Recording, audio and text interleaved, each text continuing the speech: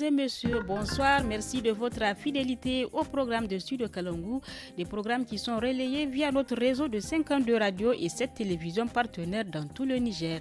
Bienvenue dans ce nouveau numéro du forum de Studio Kalangu qui a pour thème crise économique au Niger suite au coup d'État du 26 juillet. Comment les usagers de la banque s'adaptent à la situation. Depuis le coup d'État du 26 juillet, le Niger vit sous les sanctions économiques ouest-africaines. Toutes les transactions commerciales et financières entre les États membres de la CEDEAO et le Niger sont suspendues. Dans les banques centrales de la CEDEAO, les avoirs de la République du Niger ont été gelés. Dans le pays, une rareté de liquidités sévit. Des Nigériens accèdent difficilement au franc CFA et n'arrivent pas à s'adapter à cette situation.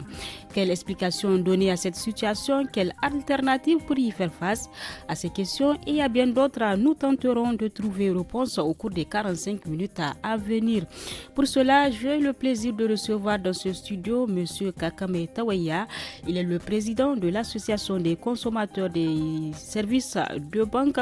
Nous avons également M. Salifou Ibrahim, dit Socrate. Il est économiste. Le syndicat des agents des banques invité n'est pas venu. Je suis Nefis Adam Sirfou à la modération.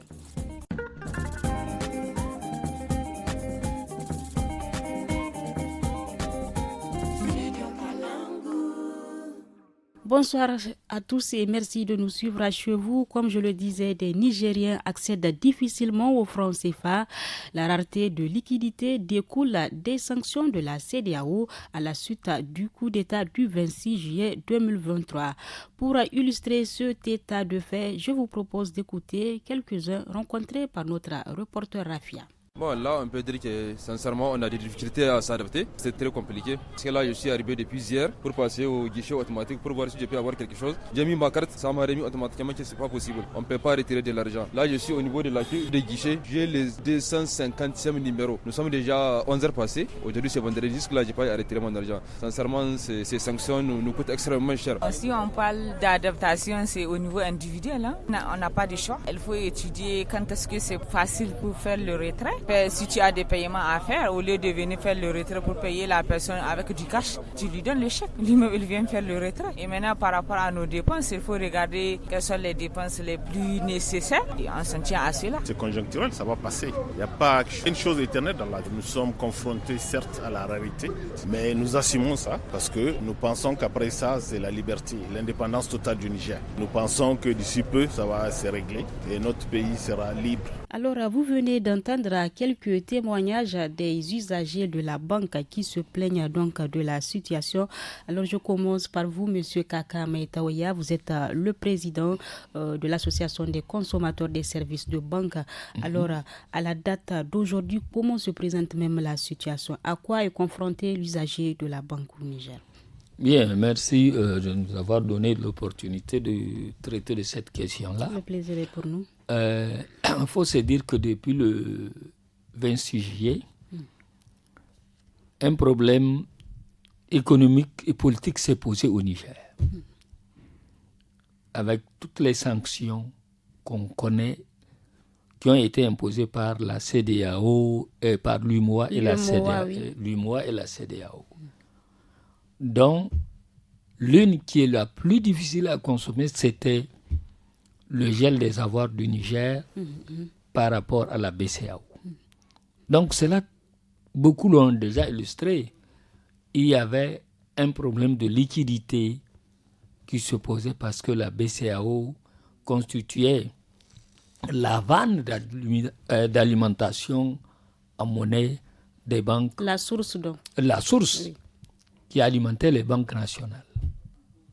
Du moment où déjà les difficultés se sont posées à ce niveau-là, il faut s'attendre à ce que les consommateurs soient indisposés dans le retrait de leur argent. Et vous savez, Ouattara l'a si bien illustré. Le président Ouattara disait que non, d'ici peu, il sait que les gens vont commencer à retirer 10 000 francs par jour, etc. etc. Dieu merci, on n'en est pas arrivé là. Les consommateurs ont souffert du fait qu'ils ne peuvent pas retirer ce qu'ils veulent. Justement. Et c'est ça le grand handicap. Au lieu de retirer le montant dont vous avez besoin, vous êtes contraint de tirer dans certaines banques 100 000, dans d'autres 50 000, dans d'autres 200 000 par-ci par-là. Les retraits étaient irréguliers, donc qui ne permettaient pas aux consommateurs de régler d'un trait les problèmes auxquels ils font face. Est-ce que la situation continue aujourd'hui même? Bon, il faut se dire Dieu merci. Moi, j'ai constaté personnellement, j'ai fait un peu le tour. J'ai constaté que la tension est en train de se desserrer un tout petit peu. Cette semaine, Cette semaine surtout. J'ai constaté qu'il y a une légère amélioration qui est due certainement à l'habitude de la résilience que les consommateurs nigériens se sont imposés. Avant, les gens venaient en grand nombre. Par la suite, sachant que la situation mérite quand même un peu de repli, les gens se sont adaptés et ils partaient donc retirés comme le rythme leur a été imposé. Mais comment même l'usager a accueilli ou bien a été informé, puisqu'il n'y a pas eu de communication autour de la situation qui devrait prévaloir? Comment l'usager s'y est pris? Non, il faut se dire que c'est par habitude. On a fait 1 mois, 2 mois, 3 mois. Les gens ont gardé et ont appris le rythme en fait. Tu es obligé parfois de faire 2 retraits ou 3 retraits. Donc, voire plus. Pour un salaire. Pour un salaire de 400 000 ou de 500 000 ou moins. Donc, tu es obligé d'aller 2 ou 3 fois. Donc, déjà, au niveau de la banque, tu te dis, bon, je vais essayer de temporiser, je vais aller retirer mon argent tel jour. Ce qui fait que tu n'as pas la même inquiétude avant. Parce que ce qui dérangeait les gens avant, c'était qu'on risque de manquer d'argent totalement. Et chacun se bousculer pour pouvoir trouver quelque chose ou soit vider tout son compte avant que ça ne fasse. D'accord. Mais maintenant, cette inquiétude-là, elle est aplanie. Les gens sont conscients qu'on va aller petit à petit pour sortir de cette situation. Alors, je reviens vers vous.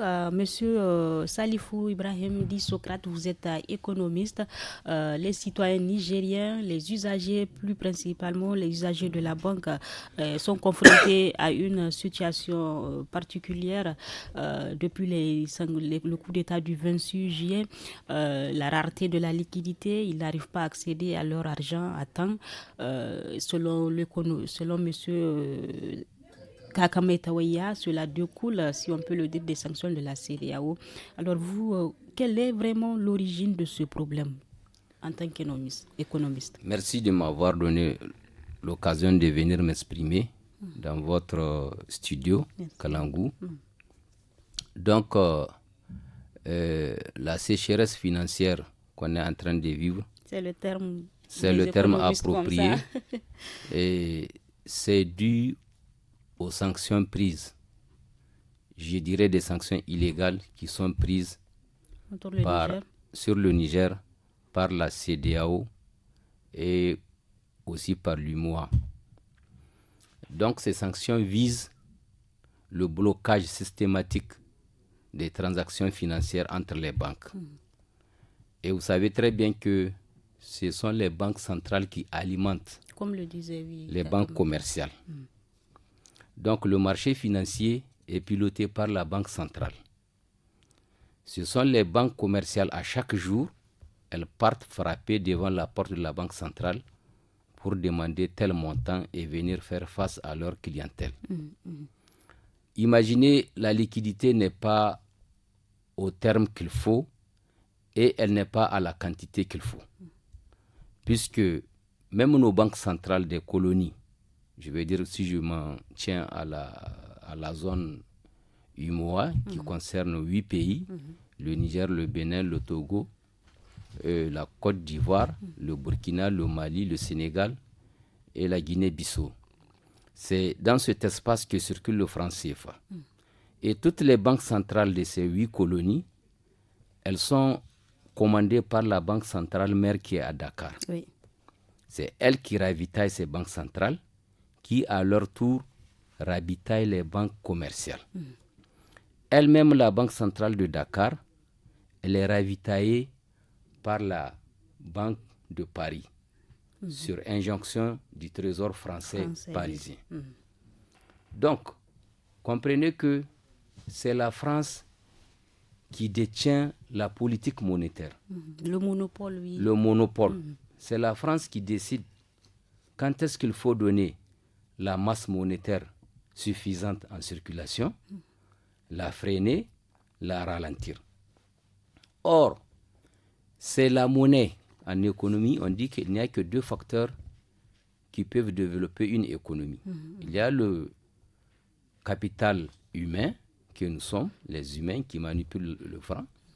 Il y a encore le capital financier. La masse monétaire en circulation, si elle est insuffisante, les transactions commerciales sont insuffisantes. Donc cela... Et ça amène du coup le ralentissement de l'économie. Si la monnaie en circulation est abondante au point de ne pas rentrer dans l'inflation, eh bien les transactions commerciales se font avec rapidité et l'économie croît. Donc si je reviens dans le domaine qui nous intéresse en débat, oui, justement, oui. la sécheresse financière, je donne un tout petit exemple. Peut-être là où vous êtes, vous avez besoin d'aller tout de suite au marché acheter un pagne. Mais il n'y a pas l'argent. Le pagne est là, mais il n'y a pas l'argent. Donc, voyez-vous, les transactions sont limitées. Mais aujourd'hui, les usagers ont des difficultés à retirer leur argent à temps. Et l'usager s'est réveillé aujourd'hui avec, sans être informé qu'il devrait retirer soit 50 000 par jour, alors qu'avant, il avait la possibilité d'avoir plus. Qu'est-ce qui explique cette situation au niveau des banques? Mais l'explication, je vous ai dit que c'est les sanctions illégitimes et illégales imposées par la France. Parce que pour elle, le renversement du régime qui s'est opéré le 26 juillet, pour elle, on ne devrait pas le faire, on doit laisser ces hommes au pouvoir. C'est ça la logique de la chose. C'est une sanction illégale. Donc c'est ça qui a amené la rareté de la masse monétaire en circulation. Ce n'est pas la faute aux banques. C'est la France, de plein vouloir, qu'elle a ralenti, à travers la banque de Dakar, elle a ralenti le mouvement de l'argent, la circulation de l'argent dans l'espace financier. Donc, le peu d'argent qu'on gagne dans les banques, ce n'est pas la faute aux banques. Les banques, si ça n'en tient qu'à elles, elles sont prêtes à donner parce qu'elles tirent profit. Ce n'est pas la faute des banques, mais vous, M. Kakame Tawaya, le président des consommateurs des services de banque, est-ce que vous ne pensez pas que les banques devraient bien communiquer bien avant pour le simple citoyen, pour qu'il sache à quelle situation il peut faire face? Bon, vous me posez une question très difficile parce que moi, je ne peux pas parler à la place des banques. Oui, selon vous, est-ce qu'ils ne devraient pas communiquer, selon vous?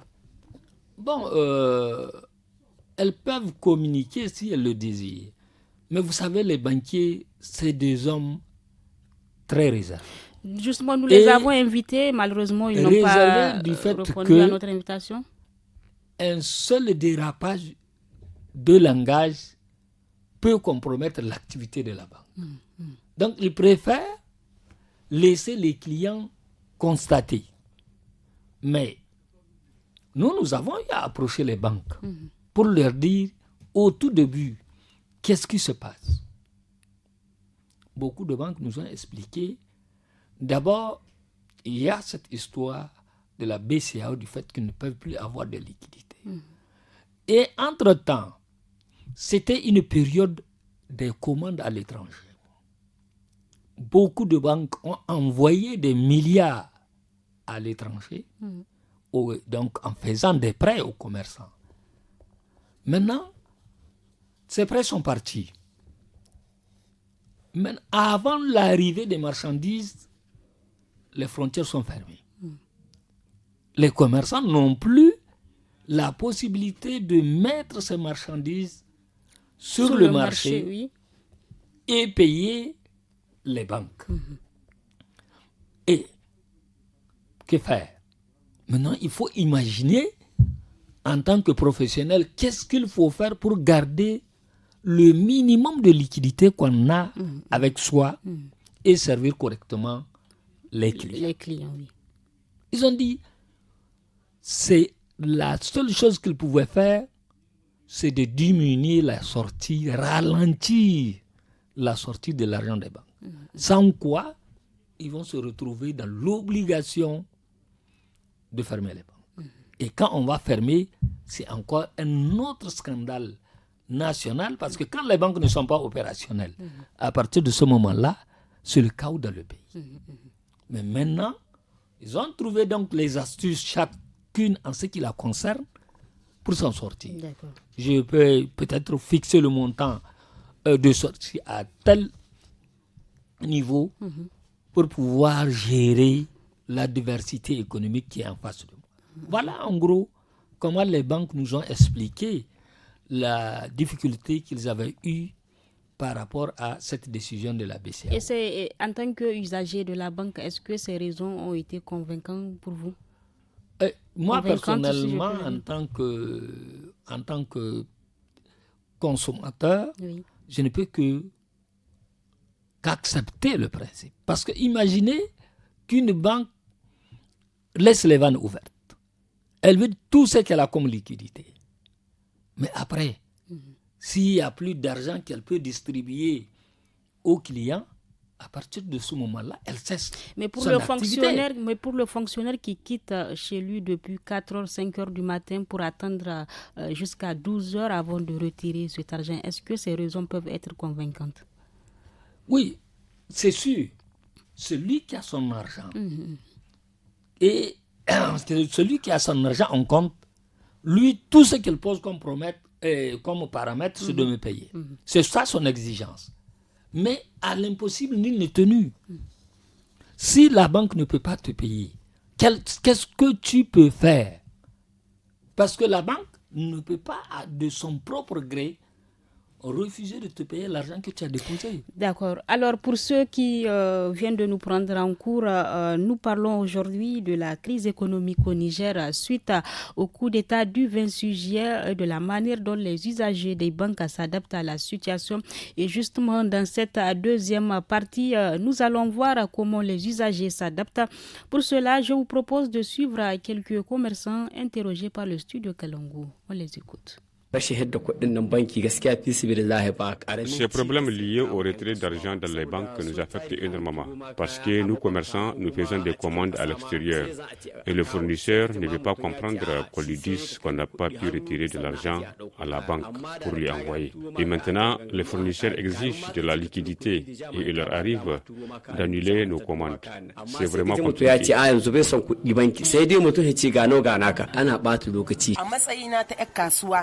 En tant que commerçante, je ne suis pas du tout satisfaite des banques ces derniers temps parce que je n'arrive pas à faire mes achats à temps, car à la banque, il m'est difficile d'avoir à temps mon argent que j'épargne. Cela ralentit vraiment mes activités, ce qui nous amène à ne même pas vouloir épargner nos revenus dans les banques. On préfère même garder notre argent à la maison.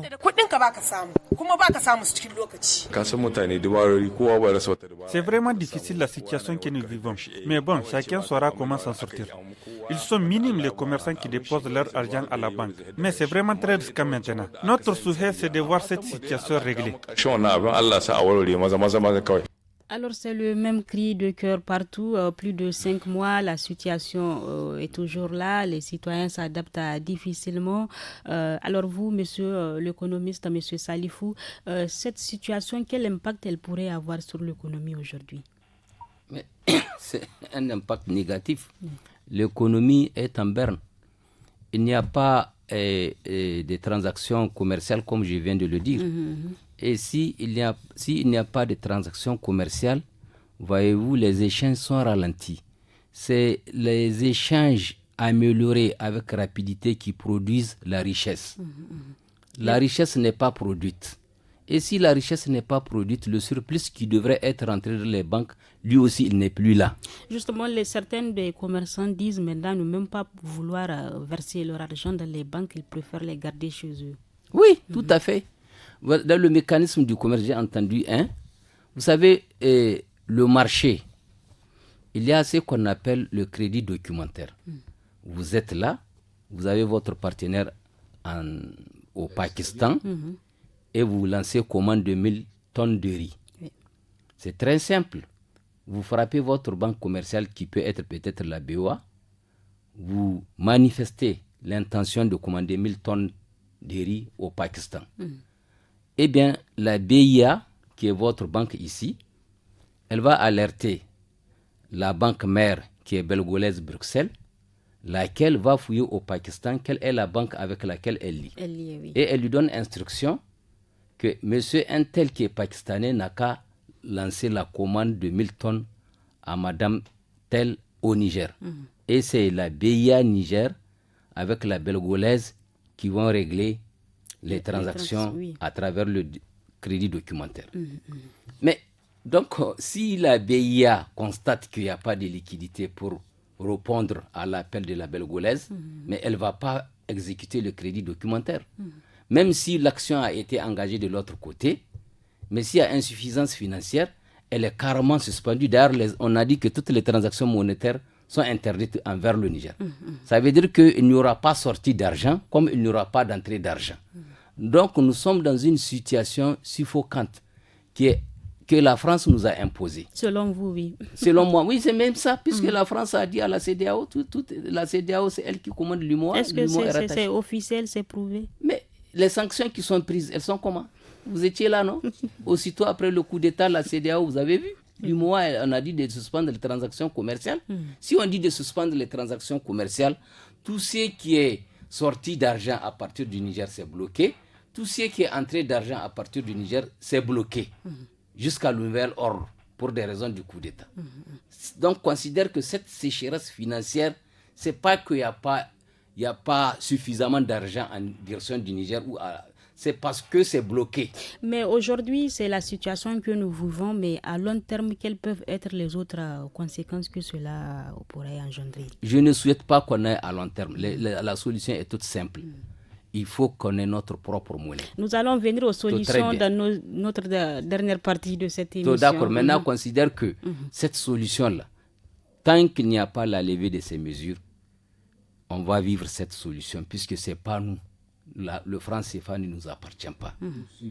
Nous subissons la politique draconienne de la France. Parce que quand tu n'as pas la tutelle de la politique monétaire, tu subis, donc tu es obligé d'obéir. Là où vous êtes, je ne le souhaite pas. Si vous êtes esclave de quelqu'un, vous êtes obligé de subir ce qu'il vous dit. Mais lorsque vous prenez votre liberté, personne ne peut vous imposer quoi que ce soit. Cette sécheresse financière qu'on vit, si le Niger crée sa propre monnaie, est-ce que le Niger va se poser des questions pour fabriquer rapidement l'argent qu'il faut et répondre à sa clientèle? Est-ce que le Niger va se poser des questions pour fabriquer l'argent qu'il faut pour payer les salaires? Regarde, imagine, prenons l'exemple du Nigeria. Le Nigeria qui a la possibilité à tout moment de créer son ERA. Est-ce que le Nigeria a besoin de l'Angleterre pour créer sa monnaie? À tout moment, la Banque centrale du Nigeria, elle peut se lever à temps voulu créer la monnaie qu'il faut et la mettre en circulation. Toute chose qui n'est pas le cas chez nous, parce que la monnaie ne nous appartient pas. Donc, il est important qu'on le comprenne. Le franc CFA, ce n'est pas notre monnaie. Et tant qu'on est sous les injonctions de la France à travers le franc CFA, eh bien, on n'est pas loin des problèmes de ce genre. D'accord. Alors, M. Kaka Meitawaya, plus haut, vous avez entendu quelques commerçants qui sont dans la crainte aujourd'hui de verser leur argent dans les banques pour ne pas avoir accès à ces sommes. Qu'en dites-vous aujourd'hui? Oui, tout à fait. On avait ébauché le problème tout à l'heure. C'est que les gens qui ont même profité de la vente après élévation du prix des différentes marchandises n'ont pas voulu amener leur argent au niveau des banques. Ils les ont gardés chez eux. Ce qui fait que, au fur et à mesure que les retraits se faisaient et que les gens vendaient et encaissaient, ils ne ramenaient pas à la banque. Alors que tout le monde sait que le système de la banque, c'est verser, prendre, verser, prendre, verser, prendre. Mais ici, le plan est incliné. On prend seulement, on prend seulement, on prend seulement. On ne verse pas. Donc, à partir de ce moment-là, l'activité bancaire est en danger. Elle était en danger. Il faut le reconnaître. Parce que je me souviens un peu de la crise qu'on a eue de la BDRN en son temps. quand le pays était en difficulté économique. Au niveau de la banque, on nous payait avec des pièces, des sacs de pièces. On prend, 25 francs, un paquet de 20. Tout un salaire. Oui, tout dans un le salaire. En pièces. Oui, en pièces. Donc, on était arrivé à un moment où on dit, bon, ça ne va plus. On a arrêté, on a ramené tous les fonctionnaires au billetage. Donc, les banques, c'est des outils de commerce très fragiles. Si on ne les accompagne pas, elles ne peuvent pas tenir debout. Et c'est pourquoi nous avons, dans une déclaration, nous avons demandé aux commerçants et autres de faire confiance au réseau bancaire parce que la situation là, ce n'est pas leur fait. Donc, si on peut comprendre, aujourd'hui, vous, usagers de la banque, le syndicat des usagers de la banque, vous comprenez vraiment cette situation, vous acceptez cette situation à laquelle les usagers font face à la banque?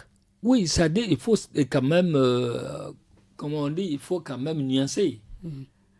Nous, ce n'est pas parce qu'on veut que ça soit comme ça. Pour nous, les clients doivent être satisfaits. Oui. Mais à l'impossible, nul n'est tenu. Nous disons, nous avons une préférence. Nous avons un choix à faire. Ou nous voulons que les banques s'arrêtent ici et maintenant, tout de suite, elles ferment. Ou alors nous voulons accompagner les banques pour qu'on sorte de cette situation. Mais quelles sont réellement, concrètement, les conséquences que vous avez peut-être, dont vous avez connaissance vraiment de cette situation, les conséquences concrètes sur le client aujourd'hui? Non, les conséquences, on l'a dit tout à l'heure, puisque vous avez envie de régler un certain nombre de problèmes sur coût. C'est-à-dire, vous partez à la banque, vous prenez votre salaire, vous réglez l'électricité, vous réglez ceci, cela, vous êtes quitte. Mais maintenant, vous prenez un minimum. Vous venez, vous êtes obligé de régler les choses en partie. Et après, maintenant, il faut encore recourir à la banque pour reprendre encore le marathon. Ce qui fait que ça indispose le consommateur, non seulement sur le temps, et sur l'impact économique aussi. Mais est-ce qu'à la date d'aujourd'hui, vous recensez des plaintes des clients? Non, on recense. Mais maintenant, par rapport à la plainte fondamentale aujourd'hui, c'est qu'on n'est pas payé à temps. Notre argent est accroché. Ça, c'est la première plainte. L'autre plainte, les autres plaintes sont devenues des plaintes purement secondaires. Avant, nous nous plaignons du taux d'intérêt, avant, nous nous plaignons des gaps, avant, nous nous plaignons de tas de choses que les banques auraient dû améliorer. Mais aujourd'hui, tout ça, là, nous avons obligatoirement mis ça entre parenthèses pour voir comment on peut sortir de cette situation de blocage ou de retrait ralenti. Imaginez-vous, la femme a dit, moi je suis commerçante, je veux faire une commande. Oui.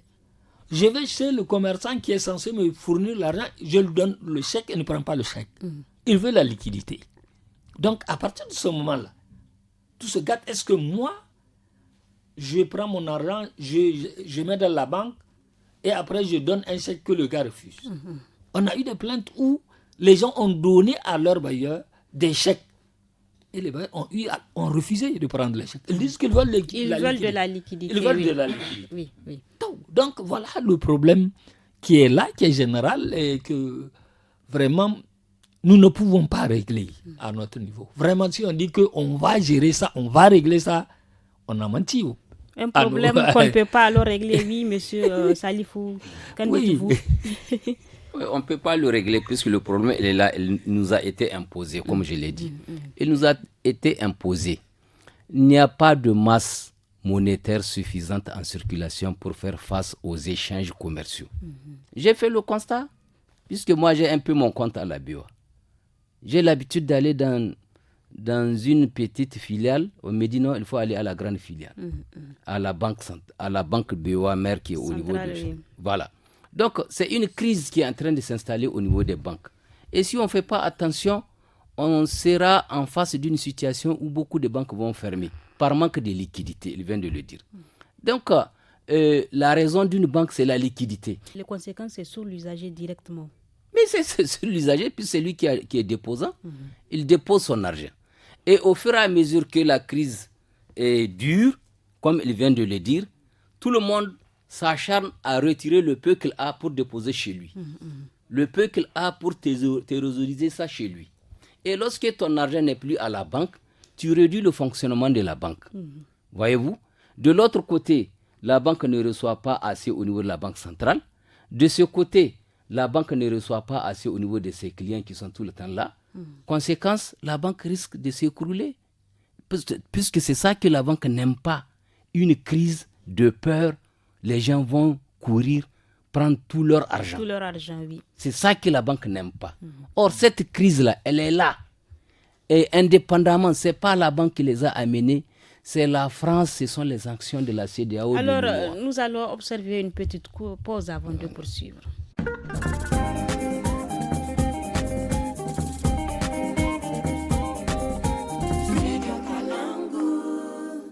Plus de 5 mois donc après le coup d'État du 26 juillet, les usagers des banques continuent d'avoir des problèmes d'accès à leur argent dans les banques. Alors, quelle solution durable apporter aux problèmes posés plus haut? Dans cette dernière partie, nous allons donc mettre l'accent sur les voies et moyens à suivre. Et je commence par vous, Monsieur Kaka Metawaya. Aujourd'hui, quelle est la solution vraiment que vous proposez qui convient à ces usagers? J'ai rectifié un peu ce que le camarade vient de dire. Oui. Les banques, les agences de bureau ne sont pas fermées. Elles sont seulement au ralenti. Parce que quand vous partez faire des retraits, on vous dit de vous mettre de côté en attendant l'arrivée d'un versement. Vous voyez, quand une banque est réduite à ça, toi, client, tu es venu pour régler, retirer de l'argent et courir à autre chose. Tu peux on te met de côté, dire il faut attendre du temps. Donc ça, vraiment, c'est déplorable. Bon, mais c'est la circonstance qui l'a créé. Maintenant, l'issue de sortie, nous l'avons déjà ébauchée en disant que la seule solution, il faudrait qu'au niveau politique, des solutions soient trouvées. Comme quoi? Ou on négocie dans les conditions d'ouverture pour lever ces sanctions, permettre donc à nos banques d'être ravitaillées par la Banque centrale, ou alors, comme il l'a dit tout à l'heure, on frappe notre monnaie, on fait notre Banque centrale dans la dynamique de l'AES. À partir de ce moment-là, je pense qu'on peut amoindrir le problème qui se pose à nous à l'heure actuelle. Mais sinon, je ne vois pas l'alternative pour nous, puisque nous ne fabriquons pas cette monnaie. Ceux qui fabriquent la monnaie la disent, ils ne vont pas nous la donner tant qu'on ne fait pas ça. Alors vous défendez aujourd'hui les droits des consommateurs des services des banques. Qu'est-ce que vous faites au niveau de votre association vraiment pour un allègement de la souffrance de ces citoyens? L'allègement de la souffrance, vraiment honnêtement, nous n'en avons pas la capacité. Mais tout ce que nous faisons, c'est de demander aux clients, aux consommateurs, de continuer à comprendre les banques pour éviter la catastrophe. C'est-à-dire, si vous avez de l'argent à verser, n'hésitez pas. Si maintenant les banques disent voilà comment nous devrons gérer, comprenons-les et gérons la crise ensemble. Mais si on ne fait pas ça, nous allons trouver des milliardaires qui vont devenir pauvres. Mais est-ce que vous avez aussi déjà eu à rencontrer même les agents des banques pour comprendre la situation concrète? Non, je te dis qu'à chaque fois qu'il y a des problèmes, nous n'hésitons pas à rencontrer les DG des banques pour demander qu'est-ce qui se passe et pourquoi il y a telle situation. Donc les DG nous donnent leur explication technique. Mais nous n'avons pas, nous, la possibilité d'aller dans leur coffre, regarder ce qui se passe. D'accord. Mais nous faisons un peu de la compréhension professionnelle parce que nous pensons qu'une banque, elle est une boutique qui cherchent la crédibilité.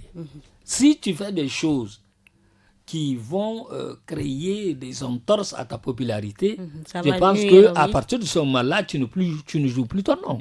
Ton la rôle. crédibilité Mais s'ils le font, nous disons que de bonne foi, nous sommes d'accord qu'il y a un prétexte de situation qui est là, qui leur permettent de faire ça. D'accord. Parce que nous avons dit tout à l'heure que si on doit fermer les banques, c'est le chaos dans le pays.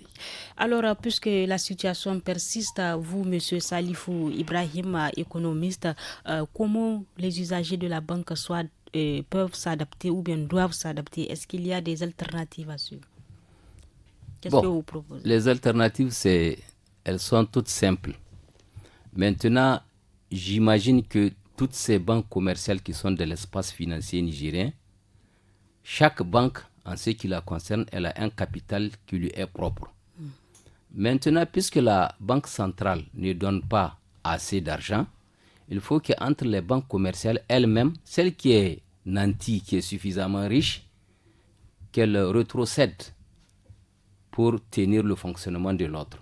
Ça, c'est une alternative. La première, oui. Deuxième alternative, puisque Dieu a fait que nous sommes réunis dans l'AES, Niger, Burkina, Mali, et que c'est le même franc CFA qui circule dans cet espace, avec peut-être les relations de bon voisinage et de la dynamique qui nous lie, peut-être on peut y avoir un ravitaillement rapide. Ne serait-ce que la Banque centrale, par exemple, du Burkina, peut ravitailler celle du Niger, ainsi de suite. Si possibilité il y a. Puisque dans tous les cas, la logique est la même chose. C'est le même combat, c'est la recherche de la souveraineté. Et la souveraineté, elle peut pas se faire, la recherche de la souveraineté ne peut pas se faire quand le peuple est en proie à des difficultés. Donc l'alternative, il faut qu'entre les trois banques centrales, Niger, Burkina, Mali, qu'il y ait une rétrocession des capitaux pour pouvoir tenir tête.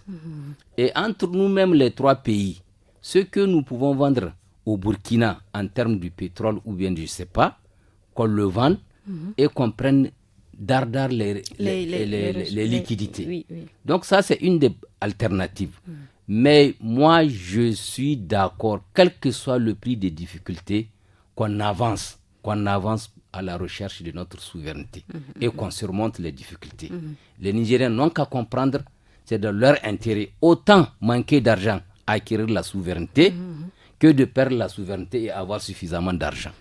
Il faut que les gens le comprennent. Alors vous, monsieur Kakame Tawaya, qu'est-ce que vous pensez de ces propositions de l'économiste, qu'il s'agisse de la rétrocession des capitaux entre les trois pays de l'AES? Est-ce que ça pourrait faciliter ou bien alléger la souffrance des usagers des banques quant à l'accès à la liquidité? Si cela est possible, c'est une solution.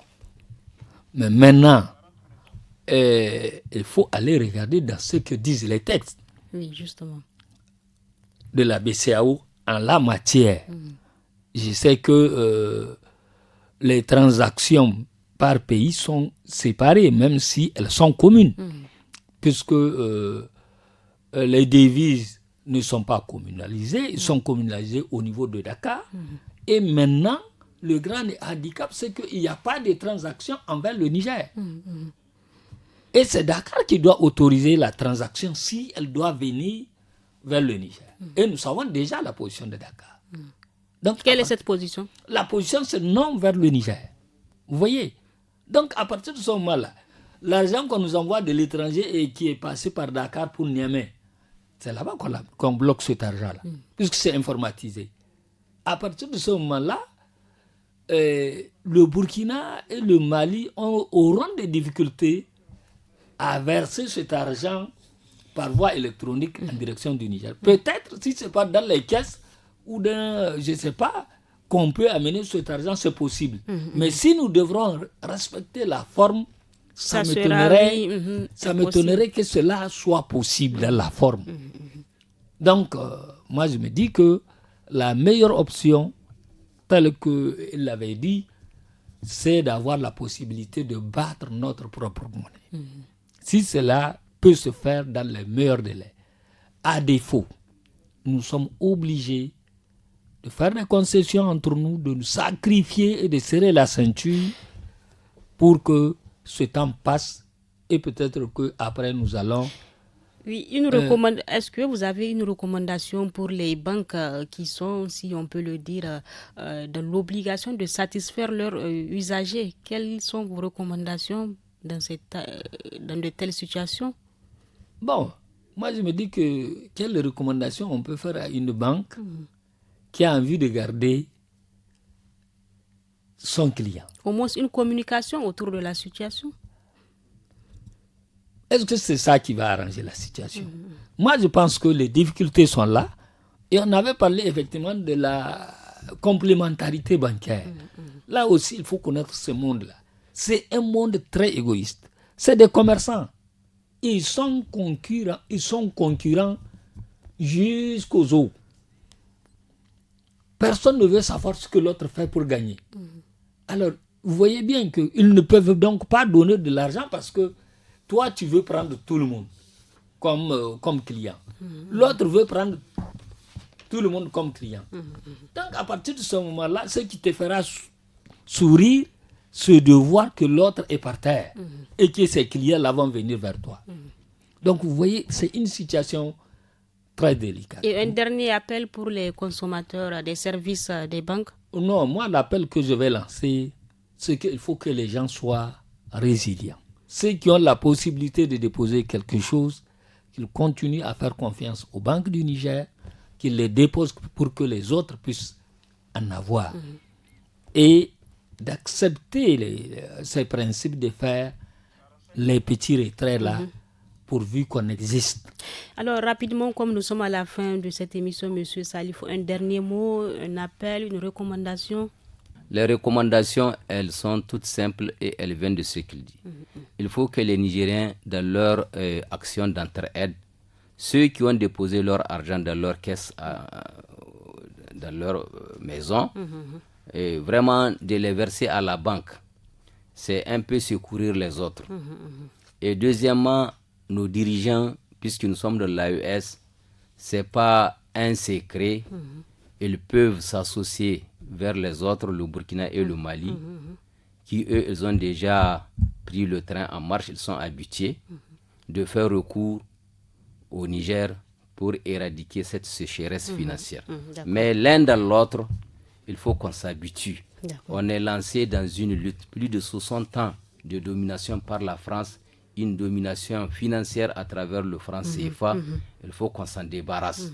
Et vous allez voir que notre économie va prendre son rythme avec sa propre monnaie.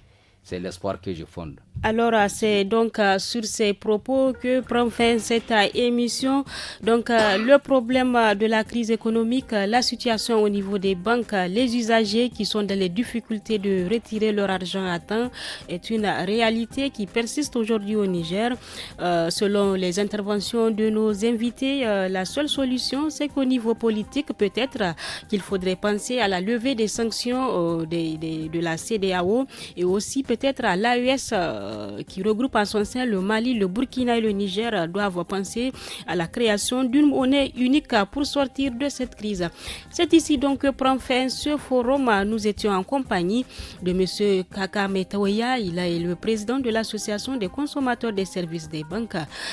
Nous étions également en compagnie de M. Salif Ibrahim d'Issocrast, il est économiste. Le syndicat des agents des banques invité n'est pas venu. Je suis Nafis Adam Sirfa à la modération. La technique a été assurée par Abdelkader Chambiano. La régie vidéo par Mustafa Ayouba. À très bientôt sur le studio Kalangou. Au revoir.